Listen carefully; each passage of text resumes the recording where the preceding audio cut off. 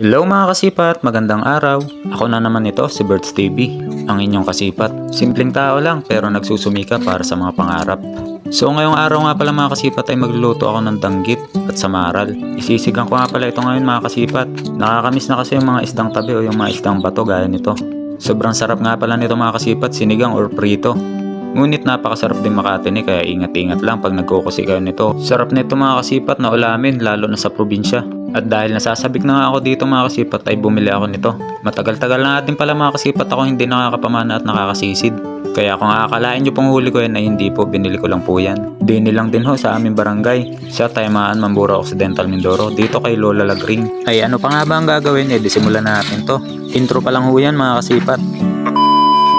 Ay habang abala nga din ang aming mahal na nanay sa pag-uwalis ng aming bakuran, ay naisipan kong bumili ng isda, di nilang malapit sa amin. Nasasabik na nga rin pala ako sa ganong isda kaya naisipan ko rin bumili. Bukod doon ay pang-ulam na din namin lahat din eh. Nakita ko nga rin pala ang aming mahal na tatay na busy sa paggawa ng kulungan ng manok, kaya akin na rin binidyuhan. Proud na proud ako sa dalawang yan. Ay heto na nga, magsisimula na tayo mga kasipat. Konting papugi muna. Pupunta na nga pala ako mga kasipat sa aming bumba para doon kusiin itong isda na binili ko. Ito nga po pala ay danggit at samaral. Ay kinusik ko na nga pala mga kasipat yung mga isda na binili ko. 3 peraso nga lang ho pala yan. Pero napakaganto ng presyo. Grabe ang mahal ng mga bilihin ngayon. Napakahirap na talaga ng buhay. Pero kailangan lang natin sumabay sa agos ng buhay. Wala naman tayong magagawa kahit magreklamo tayo. Kung pwede lang nga na ibalik yung mga bata pa tayo. Na kapag may 10 piso ka na busog ka na, ang dami mo na mabibili. Grabe ang mura ng mga bigas noon. Tapos pag may 100 pesos ka na, napakayaman mo na. Pero syempre ngayon, wala tayong magagawa kundi magsikap at magsipag. Di dapat tayo patamad-tamad para araw-araw tayo makasurvive. Kaya laban lang mga kasipat. So yun nga, kinusi ko lang ng kinusi dito mga kasipat itong 3 pirasong isda na nabili ko. Pinas forward ko na nga pala mga kasipat kasi kung hindi ko ipapas forward ay aabutin tayo ng kanas-kanas dito. Napakamatrabaho kasi kusiin ito. Tatanggalan mo ng bituka, lilinisin ang hasang, aalsin ang hasang, tapos tatanggalin mo pa ng tinik. Kaya dito pa lang sa pagkukusi, susubukin na ang iyong pagiging matyaga. Sa mga nagkukusi nga pala nito mga kasipat ay ingat-ingat kayo sa pagkukusi nito kasi kahit patay na to, napakasakit pa rin makatinik nito. Danas na danas ko na yan mga kasipat, lalo yung mga buhay na ganyan ay grabe, napakasakit talagang makatinik niyan. Talagang lalagnatin ka at talagang ang kirot, grabe mga kasipat. Kaya talagang ingat-ingat lang pag nagkukusi kayo nito. Sino na sa inyo ang natinik nito? Mag-comment ka naman dyan sa comment section at sabihin mo kung taga saan ka para alam ko kung hanggang saan nakaabot itong video na to. So ayun nga mga kasipat, dito ay patapos ko ng kusin ng mga isda na nabili ko na to.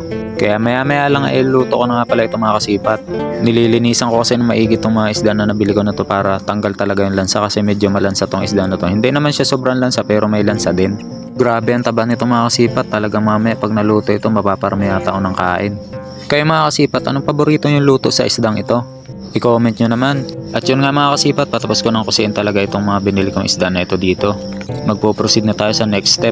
Syempre ang pag-prepare ng mga sangkap na gagamitin ko dito at yung mga ilalha ko dito.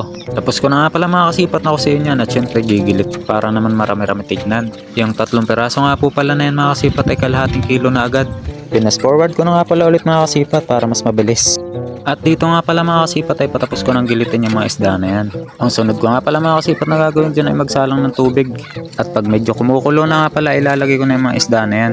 Pagtapos ko nga pala mga kasipat na gilitin yun ay hinugasan ko ulit ng malinis na tubig. Para syempre linis na linis.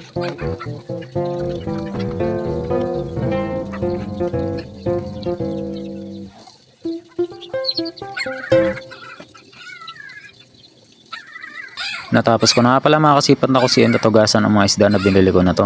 Pumasok na nga pala muna ako sa kusina namin para ilagay ko tong isda na to na kinusi ko at tinakloban ko na muna. Dito ay nagpunta na muna ako sa maliit namin bakuran mga kasipat para kumuha ng mahiwagang dahon. Syempre yung pampasarap sa ating sinigang. Syempre walang iba kundi ang tinatawag na balanoy din sa amin. Kayo, kilala nyo ba ang dahon na ito mga kasipat? Napakabango nga pala nito mga kasipat at talagang pagpitas mo pa lang maamoy mo na yung halimuyak ng bango niya.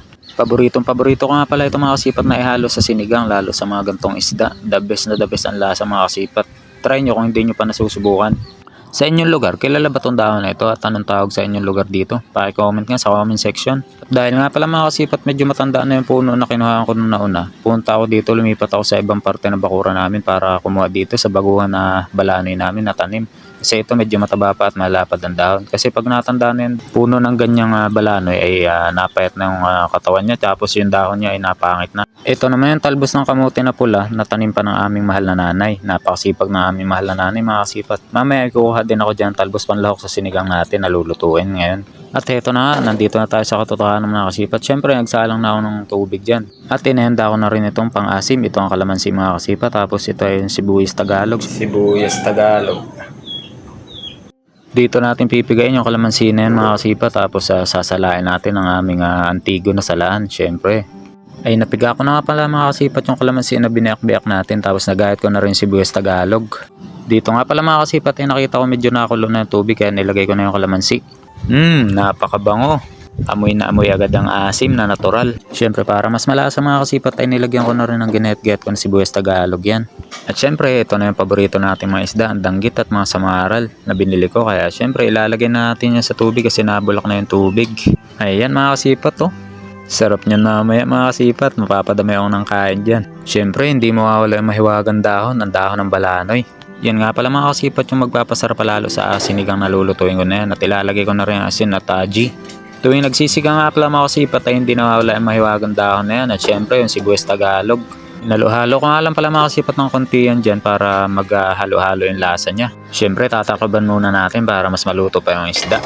At habang nakasala nga pala mga kasipat yung isda natin na niluto ay nanalbos muna ako din sa aming bakuran mga kasipat. Dun sa tanim ng aming mahal na nanay na mga kamuting pula.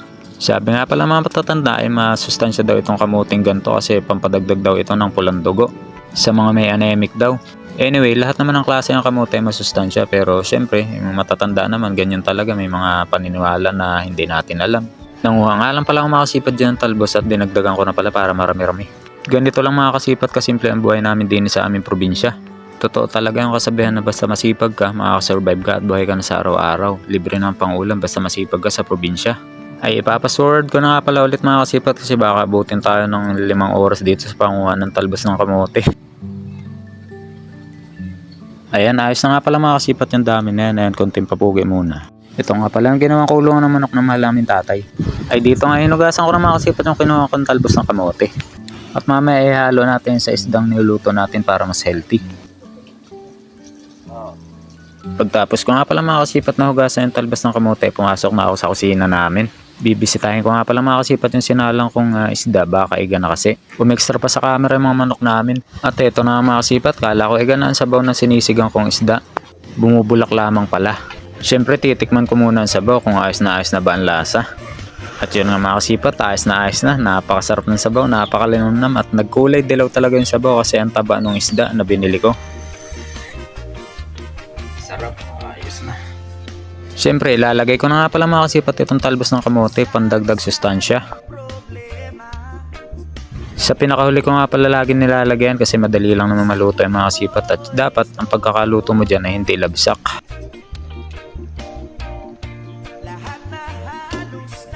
Tatakpan ko nga muna mga kasipat ng konting minuto. At yun nga after 3 hours ay naluto din ang talbos ng kamote mga kasipat, joke lang. Siyempre, ilang minuto lang mga kasipat ay luto na yung talbos ng kamote na yan. Ay siyempre, ano pa nga bang gagawin? Ay di kain na. Tingnan nyo naman mga kasipat yung sabaw. Nagmanti-mantika na. Ang taba talaga nung nabili kong isda na yun. Yung samaral at danggit na yun. Napakasarap ng sabaw. Pamoy pa lang mga kasipat. Talagang magugutom ka na. Ayan o, nang ibabaw yung mantika sa sabaw. Pinakataba yan ng isda mga kasipat. At dahil nagutom na ako mga kasipat sa niluto kong isda na to, ay kumuha na agad ako ng ulamin ko. Hindi ko po yan ubusin mga kasipat kasi meron dyan tatay ko, ang buso ko, kapatid at ang ate ko at saka nanay ko. Para sa amin po lahat yan, syempre kukuha lang ako ng pangulam ko mga kasipat kasi gutom na ako. Ayan, pag napahirit pa tayo, di kukuha pa tayo, marami-rami naman kasi yan. Ayan, ito yung buntot ng kulay yellow na uri ng samaral. Ayan.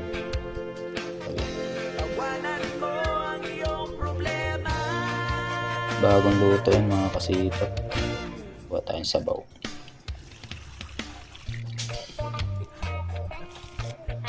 Sarap.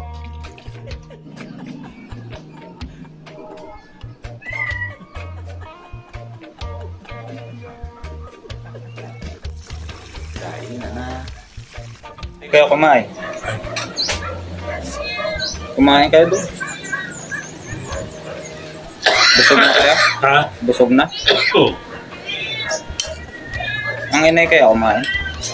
Asa yan. Mas malasa sa danggit na ano, yung common.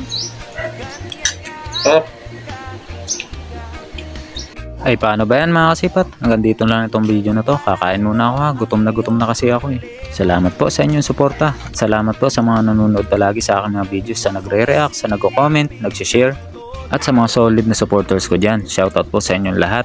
Ay kung nagustuhan mo nga pala itong video na ito, ay share mo naman. So, paano ba yan? Abang-abang na lang sa susunod kong video mga kasipat at adventure. Sa lupa man o sa dagat, sana'y suportahan nyo pa rin ako hanggang dulo at patuloy kayong sumubaybay sa akin. So, yun lang mga kasipat. God bless. Salamat!